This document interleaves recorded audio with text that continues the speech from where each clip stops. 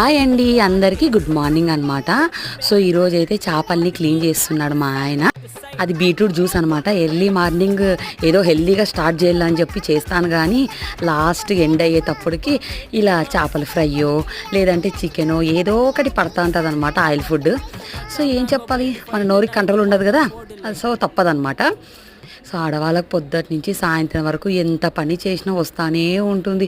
మళ్ళీ అదొకటి, ఈ పిల్లలు ఉండే వాళ్ళకైతే పిల్లల్ని చూసుకోవాలా, భర్తను చూసుకోవాలా, ఇల్లుని మెయింటైన్ చేయాలా, ఇంటిని క్లీన్ చేయాలా, ఐరన్ చేయాలా, కసులు నూకల్లా, బండలు తుడచాలి, అంట్లు కడగాలి.